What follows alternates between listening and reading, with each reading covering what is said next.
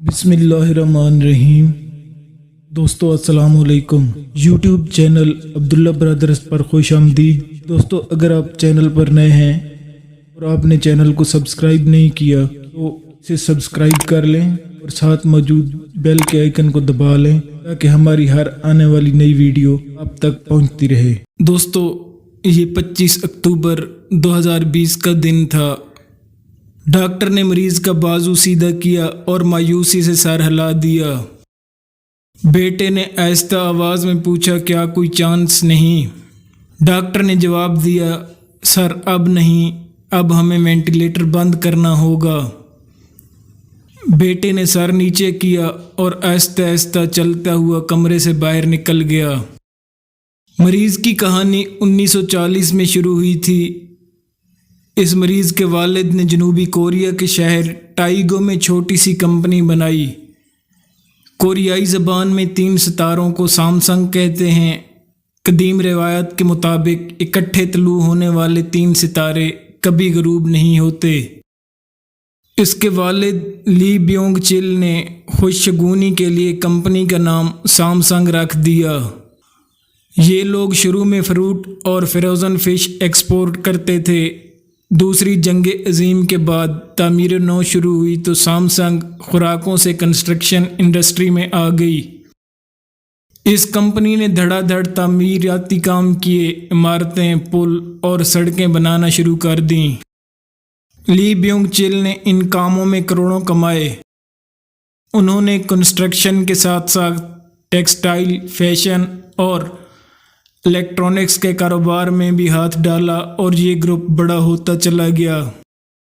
इनके तीसरे बेटे ली कुन ही निहायत लाउबाली मिजाज के लड़के थे। पढ़ाई में उनका दिल नहीं लगता, लेकिन वालिद उन्हें हर हाल में पढ़ाना चाहते थे। ली कुन ने वसेडा यूनिवर्सिटी से इकनॉमिक्स की डिग्री ली और बिजनेस की आला तालीम के लिए जॉर्ज वाशिंगटन यूनिवर्सिटी अमेरिका में दाखिला ले लिया।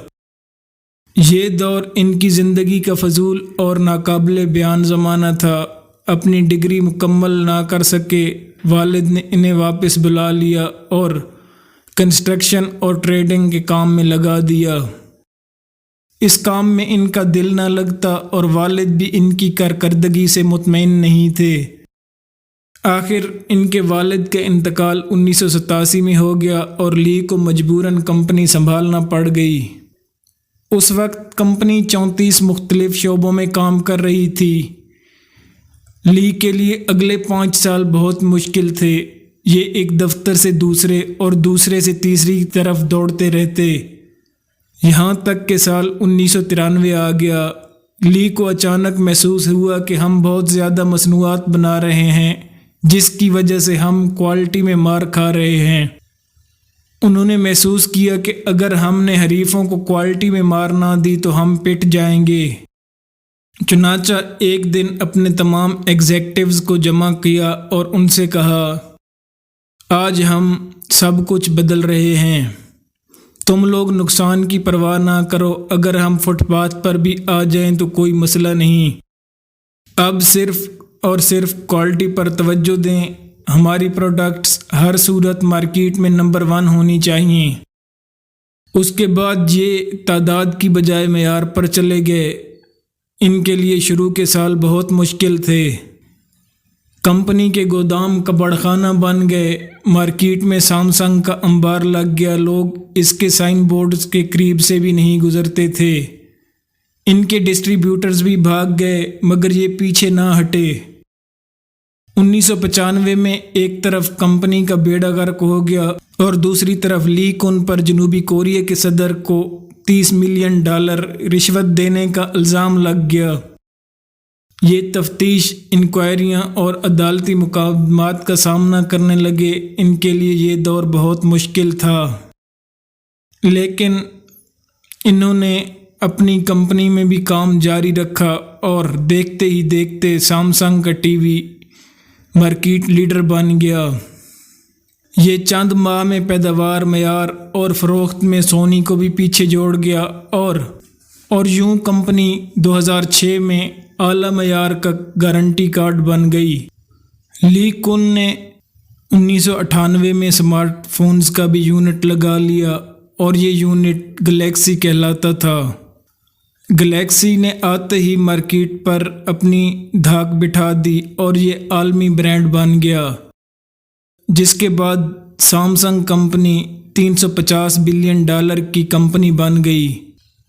لی کن کو فوربس نے 2014 میں دنیا کے 100 بااثر ترین لوگوں کی لسٹ میں بھی شامل کر لیا اور یہ کوریا کا امیر ترین شخص بن گیا۔ یہ اسٹیٹ سے بھی امیر ہو گیا۔ اس نے قابل ترین سافٹ ویئر اور ہارڈ ویئر انجینئرز بھرتی کر رکھے ہیں، جن کی وجہ سے یہ گروپ پچھلے 10 برسوں سے مارکیٹ کو لیڈ کر رہا ہے، اور یہ گروپ معیار پر کمپرومائز نہیں کرتا۔ آپ ان کی کوئی پروڈکٹ اٹھا کر دیکھ لیں، پیکنگ سے لے کر سائز تک آپ کو اس کے معیار کا اندازہ ہو جائے گا۔ لی کن خرید و فروخت کا ماسٹر تھا۔ یہ راستے کی ہر رکاوٹ کو خرید کر یا گرا کر آگے نکل جاتا تھا۔ اپنے عروج کے وقت یہ اپنی مرضی کی حکومتیں بھی لے آتا اور اعلیٰ عدالتوں کے جج بھی بدل دیتا تھا۔ چنانچہ یہ اسٹیٹ کے اندر ایک اسٹیٹ بن گیا، اور یہ اسٹیٹ اصل اسٹیٹ سے بڑی اور مضبوط تھی۔ آپ جنوبی کوریا کی تاریخ نکال کر دیکھ لیں، آپ کو ملک کے ہر سیاسی اتار چڑھاؤ کے پیچھے سامسنگ اور لی کن ہی ملے گا۔ یہ درجنوں مرتبہ انکوائریوں، تفتیشوں اور مقدمات کا ہدف بنا۔ اس پر صدور کو رشوت دینے کے الزام بھی لگے اور سیاسی خرید و فروخت کا بیوپاری بھی کہا گیا۔ 2008 میں اس پر ٹیکس چوری کے الزامات ثابت ہو گئے۔ اسے سزا بھی ہوئی، لیکن اس نے عدالت اور حکومت دونوں کو خرید لیا اور سزا معاف ہو گئی۔ یہ پورے کوریا میں بدنام تھا، مگر اسے کوئی ندامت یا پریشانی نہیں تھی۔